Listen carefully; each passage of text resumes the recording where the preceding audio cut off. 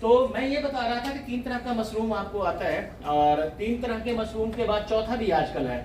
आपने सुना होगा कि सिताके मशरूम, है ना, बहुत ज्यादा प्रेशियस जिसके मशरूम की बात चल रही है। तो मेरा कहना ये है कि ये चारों मशरूम जो है इसकी कल्टीवेशन प्रैक्टिसेस अलग है।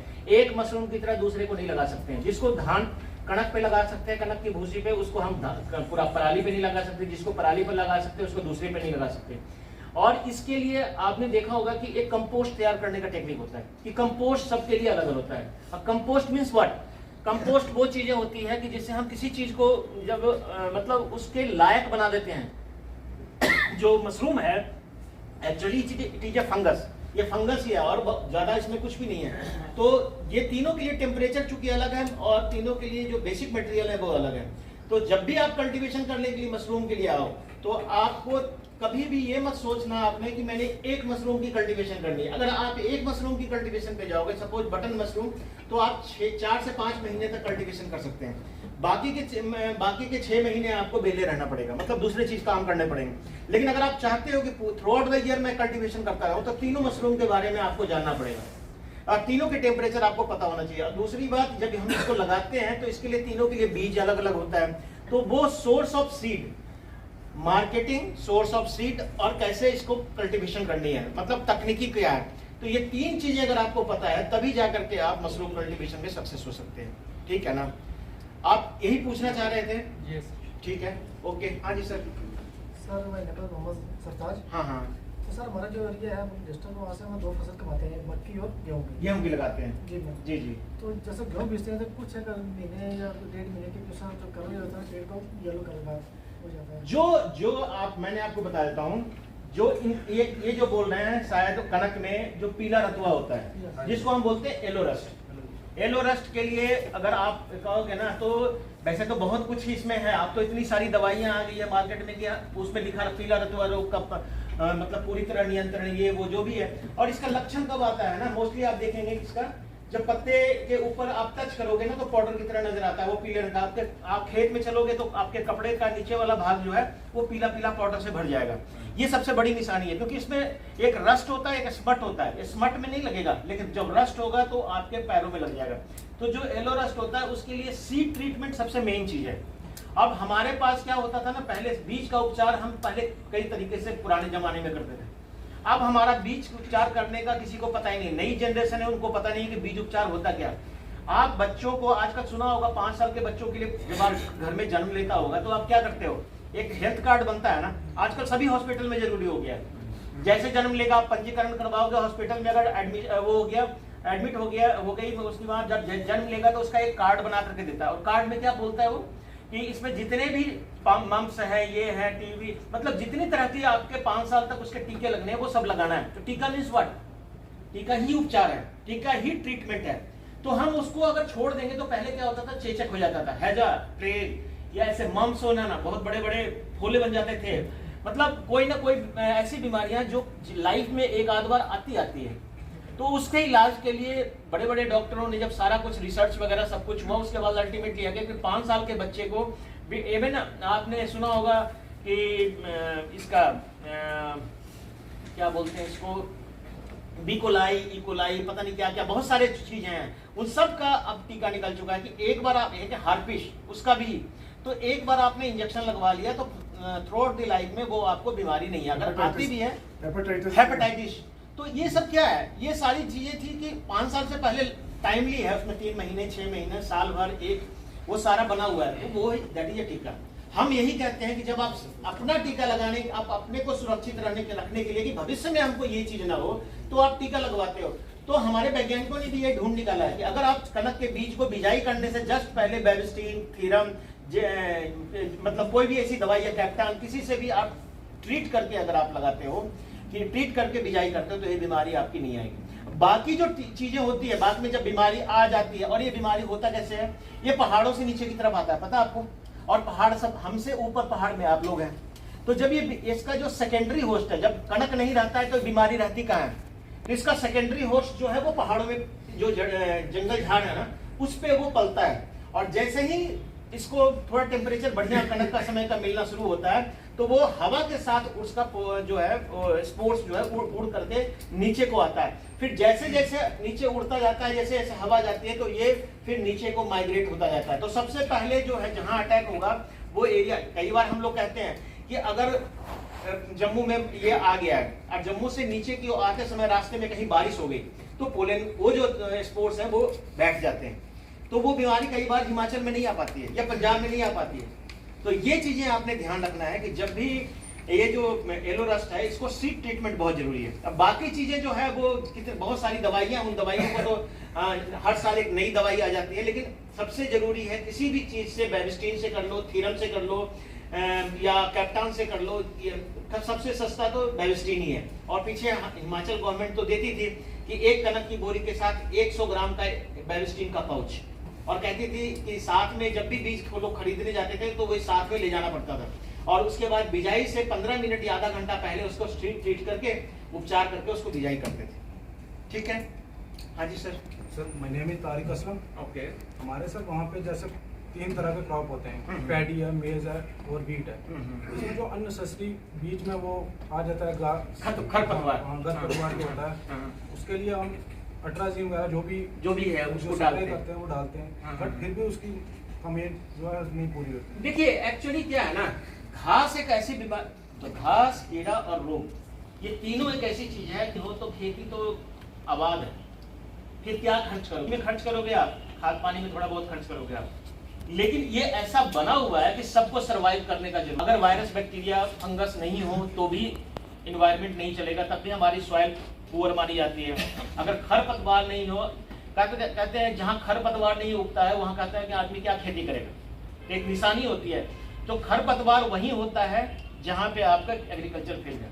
तो जितने भी है, मक्का है, कनक है, गेहूं है, धान है, या जो भी आप खेती करते हो, तो खरपतवार तो आपके साथ चलेगा, ये कभी भी कंट्रोल होने वाला नहीं, क्योंकि इसके जो मल्टीप्लिकेशन के चांसेज हैं वो हमारे से ज्यादा, इनको बीज इनका 10, 50 साल, 100 साल तक मरता नहीं है।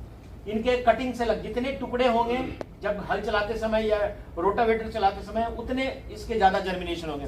तो आप घास को कुछ भी कर लीजिए वो तो रहेगा। बाकी जहां तक कंट्रोल की बात है, दो तीन चीजें हैं कंट्रोल में। एक तो है कि टाइमली कंट्रोल।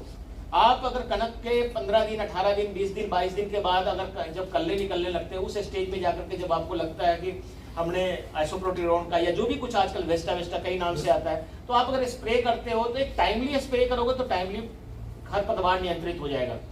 जहां उससे खरपतवार का भी एक स्टेज होता है कि वो इस साइज का होना चाहिए, इससे छोटा रहेगा तब भी कंट्रोल कम होगा, इससे बड़ा रहेगा तब भी कंट्रोल कम होगा। तो एक ऑप्टिमम साइज है, उस साइज पे ही आपको स्प्रे करना चाहिए। धान में भी, कनक में भी, मक्का में भी। मक्का में तो अगर अट्राजीन का बहुत अच्छा स्प्रे कर दिया जाए तो बहुत अच्छा तरीके से कई लोग करते भी हैं, तो उसमें खरपतवार का टाइमली हो जाए ना तो खरपतवार बिल्कुल भी नहीं आता है, ऐसा भी देखा गया है। लेकिन सबसे जो मेन चीज हमारे साथ है कि हम छट्टा जो लगाते हैं ना, उसमें वीड कंट्रोल बहुत अच्छे तरीके से नहीं होता है। कनक में भी देखा होगा आपने, गुल्ली डंडा है ना, फ्लेरिस माइनर, जो कनक की तरह देखने में शुरू से लगता है, बाद में जाकर के कनक पता चलता है जितना कनक हो रहा है उससे ज्यादा वो उसके बीज आ रहे हैं। तो वो जो है सीड, वो कहाँ से आ रहा है? अगर अच्छी कंपनी का बीज आपने नहीं खरीदा, अच्छे डिपार्टमेंट से बीज नहीं किया, अगर अच्छी तरह से उसकी ग्रेडिंग नहीं की गई हो, तो उस बीज में ऑलरेडी वो घास के बीज होते हैं। तो इसलिए मेरे को कहना तो ये है कि आजकल के जमाने में लोगों को बीज रखने की, बीज को स्टोर करने का ज्यादा प्रचलन नहीं है, लेकिन मैं कहूंगा कि बीज को स्टोर जरूर करना चाहिए। कनक का बीज हाइब्रिड नहीं होता है, मेज का बीज हाइब्रिड होता है। अगर आप मेज का, मक्की का बीज लगाते हो तो हर साल आपको खरीदना पड़ेगा, अगर हाइब्रिड लगाते हो, देसी वाला का नहीं। लेकिन कनक में तो आपको नहीं रखने की जरूरत है। अगर आपको लगता है कि ये वैरायटी अच्छी है, खाने में भी अच्छी है, चपाती अच्छी बनती है, तो आप उसका बीज रखो अपने तरीके से, उसका खरपतवार का बीज बिल्कुल निकाल कर। क्योंकि 5 से 10% बीज जो सप्लाई होती है उसमें रिकमेंडेड है कितना परसेंट घास का बीज भी हो सकता है। हाँ जी सर। अच्छा सर, जब हम जमीन में कोई भी फसल लगा रहे हैं, हाँ, ठीक है, जब हम फिर उसको फर्टिलाइजर दे रहे हैं, तो सर हम क्या क्राइटेरिया रखें कि वो, मतलब हम क्या करते हैं कि पूरा यूरिया का तोड़ा लाते हैं, वो पूरा डाल देते हैं? देखिए बिल्कुल सिंपल सा जवाब है इनका कि अगर आप पीछे देखा होगा 8-10 साल से गवर्नमेंट का, मैं गवर्नमेंट की बात नहीं करता हूँ, मतलब गवर्नमेंट की पॉलिसी बन गई है कि सॉइल हेल्थ कार्ड बनना चाहिए। मिट्टी परीक्षण से हमारे में खून कितना है हम जानते हैं कि स्वस्थ आदमी का 5.5 से 6 लीटर खून होता है, ठीक है ना। तो जब तक हम चेकअप नहीं करवाएंगे, जब तक टेस्ट नहीं करवाएंगे, हम कैसे बोल सकते हैं कि हमारे को खून की कमी है। तो टेस्ट तो जरूरी है। अगर आपको लगता है कि मेरे खेत में, देखिए जब भी आप सॉइल टेस्ट करवाते हैं तो आपको 2 चीजें पूछी जाती है, पिछली फसल कौन सी ली वो लिखा जाता है कार्ड में, और कौन सी फसल लेने के लिए आप सॉइल टेस्ट करवा रहे हो। तो जो फसल ली है उसके अनुसार वो रिकमेंडेशन देते हैं, और जिस फसल में आपने डालना है उसके बारे में बोलते हैं कि ये नाइट्रोजन इतना डालना, फास्फोरस इतना डालना, पोटास इतना डालना, उसके बाद सल्फर इतना डालना। तो जो भी चीज है ना वो डिपेंड करता है सॉइल टेस्ट। तो सबसे कि एक वैज्ञानिकों की आपका खेत अलग है, इसीलिए बोला जाता है कि हर खेत का एक अलग सॉइल हेल्थ कार्ड होता है। आप ये नहीं है कि पूरे एरिया में 50 कनाल जमीन है तो आपने एक सॉइल हेल्थ कार्ड बना लिया तो सफिशिएंट हो गया, भले ही वो एक खेत हो, but you have to take different point से आप लेकर के उस खेत का सॉइल हेल्थ कार्ड आप बनवाइए, ठीक है ना। This is the only solution जिसमें कोई भी ब्लाइंड रिकमेंडेशन क्या होता है ना, ब्लाइंड रिकमेंडेशन हम बोलते हैं जिसमें हम खाद और को हम कहते हैं कि कम से कम आलू लगाना है तो इतना 100 नाइट्रोजन, 100 फास्फोरस और पोटास डालना है। लेकिन हो सकता है कि आपके खेत में नाइट्रोजन बहुत ज्यादा हो या पोटास बहुत ज्यादा हो, आपको 0 की जरूरत पड़े। तो ऐसे भी कई फर्टिलाइजर हैं जो जैसे हम बोलते हैं 1900, तो हम उसमें पोटास को माइनस कर देते हैं। तो जरूरी नहीं है आपको सॉइल हेल्थ कार्ड आपके पास चाहिए होता है, आप उसके थ्रू उसको पता लगा सकते हैं। और ये आपके शायद सभी डिस्ट्रिक्ट में, सभी ब्लॉक में, सभी उसमें आपका जहां एग्रीकल्चर डिपार्टमेंट है वहां पर ये सुविधा सब जगह। तो मोबाइल हेल्थ कार्ड हो गया, सॉइल हेल्थ कार्ड हो गया, गाड़ियां जाती है, गाय पंचायत में कोई बुला लेता है, सब मिलकर अपना सैंपल लेके आ जाते हैं, वो टेस्ट करके अगले दिन रिपोर्ट दे देते हैं। ये तो सब जगह यहाँ भी चल रहा है ये। हाँ जी सर, आप बैठ के जी हमारे उधर घास में एक छोटी सी जड़ी बूटी आ रही है, वो खत्म नहीं होती है, डालो तो फिर किस चीज, कौन सी फसल में घास में आ रही है। घास लगाते हैं आप जो खत्म कर दी है। घासनियों में? नहीं सर, वो बुखारी घास खत्म कर गई है, घास को खत्म कर दिया उसने, घास को खत्म कर दिया। और वो भी घास ही है। गाय चल रही है, भैंस नहीं खा रही है उसको। अच्छा, भैंस नहीं खा रही है, गाय खाती है। गाय खाती है। कांग्रेस के रास्ते हाँ, कांग्रेस ग्रास की बात कर रहे हो? नहीं सर, कांग्रेस व्हाइट कलर की है, व्हाइट कलर की नहीं, ग्रीन कलर। अब आप ऐसा करना ना, अगर मैं तो कल परसों तक तो है, कोई फोटो मंगा लेना आपने, अगर वहाँ के लोगों के कोई होंगे तो उनको बोलना कि एक फोटो लेकर मेरे को भेज दो, आप मेरे को बता देना आपसे वो कौन सा वाला घास है। फिर हमें आपको देखिए, 2 तरह की चीजें हैं दुनिया में, कुछ भी खत्म नहीं हो सकता, कम किया जा सकता है। और कम करने का तरीका यह है कि आजकल 2 ही दवाई है, एक होता है जिसको बोलते हैं कॉन्टैक्ट, जहां स्प्रे करो वहां से सब कुछ खत्म थोड़े दिन के लिए, और एक ऐसा है जो जड़ से खत्म करना है, उसके लिए ग्लाइफोसेट। ये 2 दवाई अगर आप फसल नहीं लगा रहे हो, लेकिन ये दोनों ही कार्सिनोजेनिक है, बहुत ज्यादा यूज करेंगे तो कैंसर की भी संभावना बहुत ज्यादा रहती है। आपने 10 साल 15 साल तक लगातार, लेकिन कभी कभी करने के लिए कोई दिक्कत नहीं, इंडिया में रिकमेंडेड है। तो आप ग्लाइफोसेट का स्प्रे अगर आप करते हो उस फसल, उस घास को मारने के लिए, तो आपको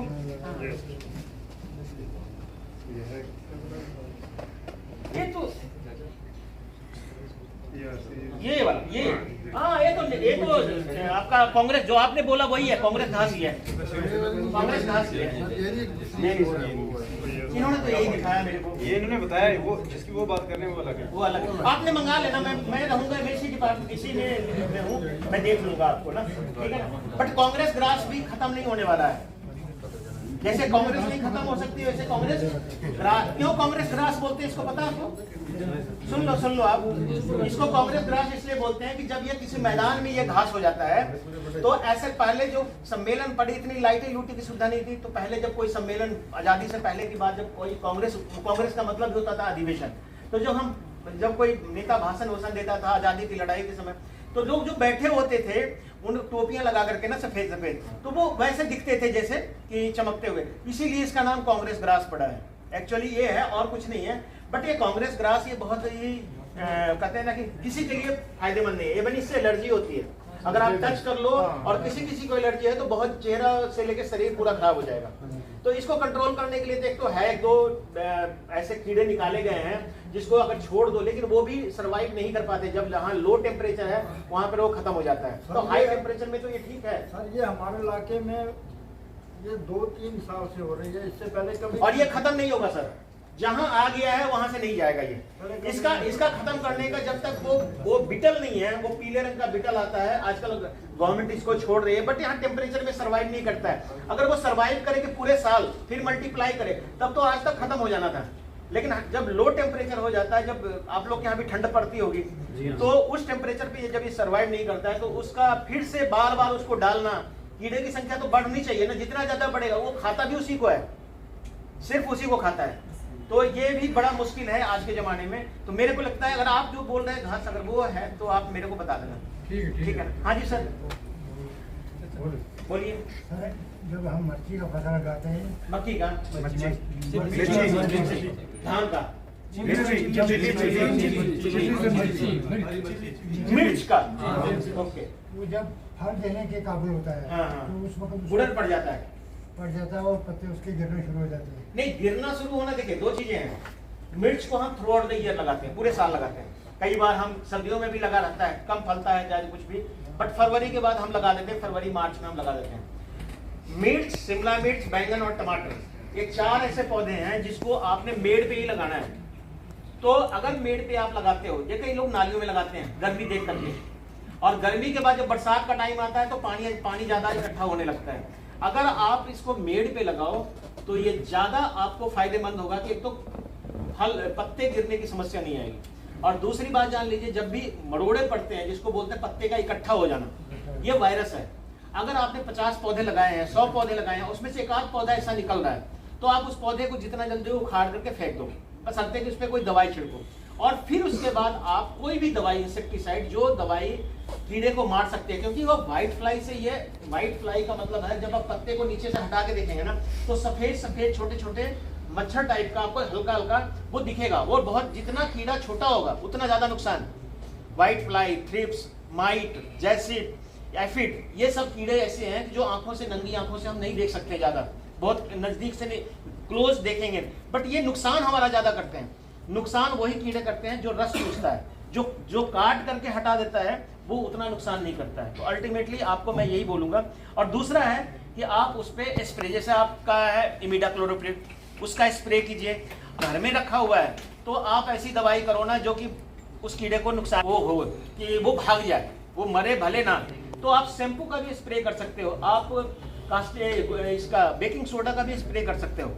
1 लीटर पानी में आधा चम्मच बेकिंग सोडा डाल करके आप उसका स्प्रे कीजिए, वो बहुत काम आएगा। लेकिन दही का लस्सी आपने सुना होगा, आजकल तो बहुत प्रचार हो गया है, लस्सी को खट्टा करना है कम से कम 15 दिन। ताजा लस्सी से कुछ नहीं फायदा मिलेगा, पुरानी लस्सी और ताजा दूध, गाय का दूध निकाला हुआ, और उसको उबालना नहीं है 1 घंटे, तो 1 लीटर पानी में कोई 50 ml ताजा दूध डाल करके और उसका स्प्रे कर दो आप। तो ये दूध क्या होता है, कच्चा दूध, ये वायरस को पकड़ता है, मल्टीप्लाई नहीं होने देता। तो ये भी एक तरीका है, इससे भी आप इसको कंट्रोल कर सकते हैं। हाँ जी, आपसे सर,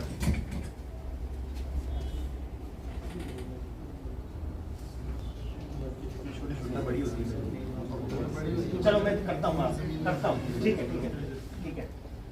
हाँ जी बाबू, आपने कुछ पूछना है? सर मक्की लगाते हैं हम, कुछ एरिया में नहीं होती वो बीज डालने के बाद। देखिए फसल हमारी जो, अगर मिट्टी उपजाऊ नहीं है, मिट्टी चिकनी है, मिट्टी नहीं होना कुछ भी नहीं होता, घास में नहीं होता है तब तो अलग बात है, लेकिन खरपतवार जहाँ हो सकता है इसका मतलब वहां तो मक्की होगा। या तो ज्यादा गहराई में बीज डाल देते हो आप, या आपका पौधा उगता है बाद में नहीं लगता, क्या प्रॉब्लम आती है? उगता ही नहीं है सर किसी एरिया में, बिल्कुल मक्की के घास बीज में उग जाते हैं, मतलब कोई फसल खराब हो जाती है।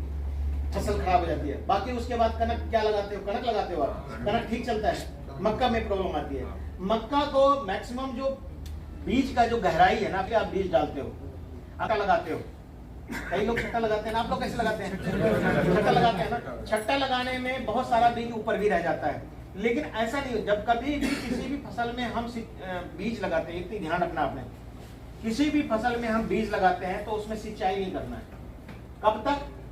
जब तक नमी नहीं हो तब तक बीजना नहीं, और जब तक उगे नहीं तब तक सिंचाई नहीं करना। ये 2 चीजें आपने याद रखनी है। जब तक नमी ना हो खेत में तब तक बिजाई नहीं करना, और जब तक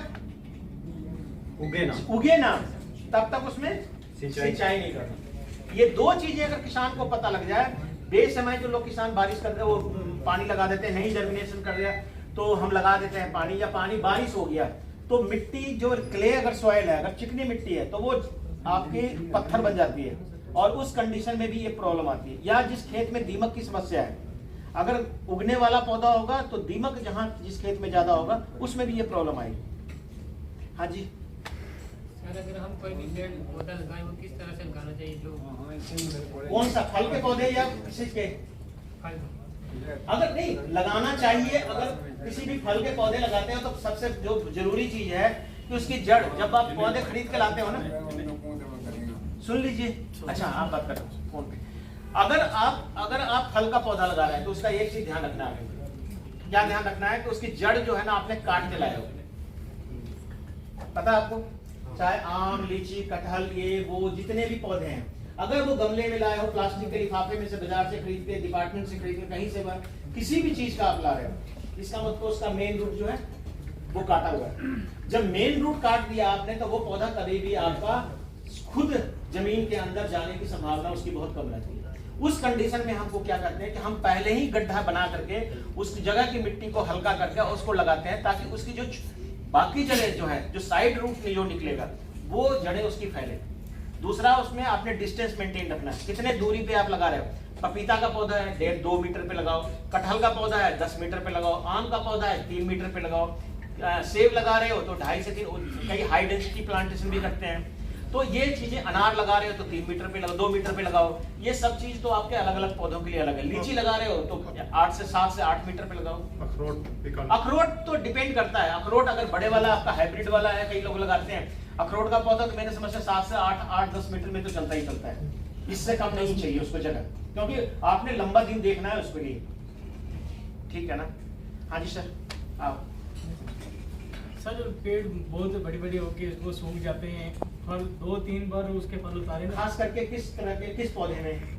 एप्पल का या कोई भी एप्पल का। देखिए, कोई भी चीज सूखने की 2-3 कारण हो सकते हैं। पहला है, अगर उस पौधा 10 साल तक खूब अच्छा चला और एकदम से सूख गया, आए समझ में, तो इसका मतलब है उसका रूट सिस्टम में जहां तक जाना था वहां तक तो गया, उसके बाद उसको जाने की संभावना कम है, या तो पत्थर मिल गया हो, सप्पड़ मिल गया हो, जहां पर उसकी रूट जा नहीं पा रही है। एक तो ये। दूसरा, अगर रूट रॉट लग गया हो, अगर दीमक लग जाता है कईयों के जड़ों में, आजकल दीमक की समस्या बहुत ज्यादा होगी सब जगह, जहां कच्चे गोबर यूज करते हैं लोग बहुत ज्यादा, या गोबर को सड़ने नहीं देते। फूल, हाँ बोलते हैं, उनको काट देती है, कोई शय ऐसी काटती है उनको, काट देती है कोई चीज, मिट्टी से ऊपर भी काटती है। देखिए, कट वर्म उसको बोलते हैं। आपने देखा होगा, खासकर फूल गोभी, बंद गोभी वगैरह, बैंगन वगैरह, टमाटर हम लगाते हैं ना, तो बिल्कुल जमीन के सतह से वो कीड़ा काटता है, और जो जमीन के सतह से काटता है कीड़ा, उसको हम बोलते हैं कट वर्म। अब कट वर्म का मतलब है कि एक कीड़ा रात को निकलता है, दिन में आपको कहीं नहीं ढूंढे मिलेगा, और ये होता भी मिट्टी कलर का है, मिट्टी में ही रहता है। तो ये जो कट वर्म है और सुंडी टाइप का ही होता है, और ये रात जैसे ही 7 बजेगा 8 बजेगा तो ये अपनी एक्टिविटी स्टार्ट कर देता है। जैसे सुबह होते होते वो जाके कहीं जहां काटेगा वहां से दूर जाके छिप जाता है। तो इसको कंट्रोल करने के लिए हमको मिट्टी में ही दवाई मिलानी पड़ती है। अगर मिट्टी में आपने क्लोरोपाइरीफॉस वगैरह टाइप का, या पहले आता था थीमेट, फोरेट, ऐसी दवाई आती थी दानेदार जिसको बोलते हैं, उसको जमीन में मिला देते थे, या फिर आपको स्प्रे जो करना होगा वो इवनिंग में करना पड़ेगा, क्लोरोपाइरीफॉस का स्प्रे कर दो आप, उससे भी कंट्रोल हो जाता है। हाँ जी सर। सर हम राइस की खेती करते हैं। राइस की? हाँ जी सर, उसमें राइस कम होता है, घास ज्यादा होता है। देखिए, घास कंट्रोल करने के लिए पता क्या, आजकल धान लगाते हैं ना, धान लगाते हैं, पानी बचाना चाहिए, धान की खेती पानी में हो। एक अजोला घास आता है, अजोला सुना है आप लोगों ने? इसमें चैनल में है, अजोला के 30-35 वीडियो है। अजोला अगर आप जानते हो तो खेत में आपने देखा हो, किसी के धान के खेत में क्या होता है, हरा हरा एक लेयर होता है, पूरा कवर किए होता है हरा में, देखा आपने? तैरता हुआ पानी के ऊपर, दैट इज अजोला। वो क्या करता है, वो नाइट्रोजन फिक्स करता है, आपके पौधे को देता है।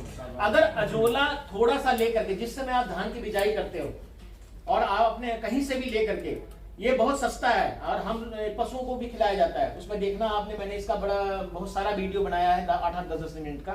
थोड़ा सा अजोला लेके जिस समय धान की रुपाई करते हैं, कितना बड़ा खेत है उसमें डाल दो, तो पूरे एरिया को कवर कर लेगा 15 दिन में, और एक भी जो नया घास है वो नहीं निकलेगा।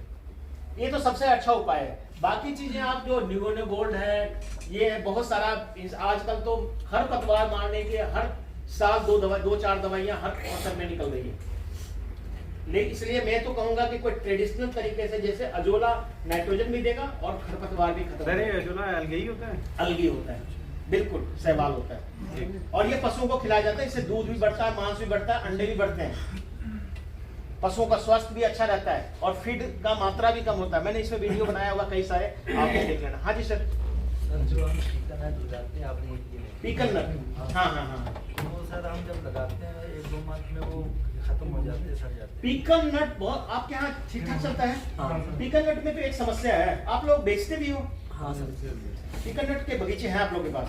जी सर, जी सर। पीकन नट में तो समस्या तो मेरे को तो एक ही दिखता है, जो यहाँ के अनुसार दिखता है, वो है तोते का की। पौधा होता है वो खत्म हो जाता है। वो तो तोता की समस्या। लगने के लिए तो मेरे को लगा कि तो प्लांट तो बड़ा हार्डी होता है, ऐसा समस्या तो मैंने यहाँ देखा नहीं है कि अगर पीकन नट में इस तरह की। हाँ इतना जानता हूँ कि लोगों ने पीकन नट के पौधे इसलिए काट दिए क्योंकि वो तोता बहुत खाता है, सर, वो जब हरा रहता है ना तोता वहाँ पे तोता कम खा रहा है। हाँ, हाँ। खाता नहीं है, वो लंबी दुम वाली ना, एक टेल वाली एक हाँ, हाँ। चिड़िया होती है। अच्छा अच्छा, वो ले जाती है, खाती नहीं है, हाँ। गिरा देती है। बस गिरा ही देती है। हाँ। अब वही कैरेक्टर है, लेकिन मेरे को लगता है कि शायद यही एक बर्ड, आजकल तो बर्ड के लिए जाली भी आती है, पूरा आप चले जाओ कहीं भी ना, जहाँ पीकन नट की थोड़ी बहुत कल्टीवेशन होती है, लोग पूरे पेड़ को ही ढक देते हैं 2-3 महीना के लिए।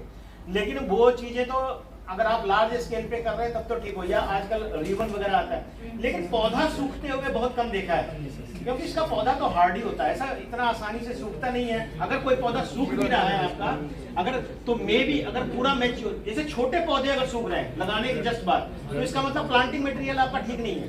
वो पूछ रहा हूँ हाँ जी, सर वही पूछ रहे हैं कि उसको लगाने का तरीका सही तरीका क्या है? देखिए ना, जो बड़ा प्लांट है, आम, लीची, कटहल, जैसे आपने इसका ही बोला, ऐसा पेड़ बहुत बड़ा हो जाता है, देखा है ना आपने। तो जब हम पीकन इन तरह के पौधों को लगाना है तो कम से कम कहते हैं ना कि 1 meter by 1 meter by 1 meter का गड्ढा रिकमेंडेड है, हॉर्टिकल्चर में कहा ही गया है कि वो आपने गड्ढा बनाना है, फिर गड्ढे की मिट्टी जो नीचे थी उसको ऊपर डालना है, जो ऊपर वाली मिट्टी थी उसको नीचे डालना है, फिर उसमें गोबर डालना है, 12-32-16 डालना है, केचुआ खाद अगर है उसको मिला के या लीफ मैन्योर मिला के उस गड्ढे को पूरी तरह से चूना वगैरह थोड़ा सा डाल के अच्छी तरह से भर दीजिए, फिर पौधे को लगाइए, तब ये पौधा 100% सक्सेस हो।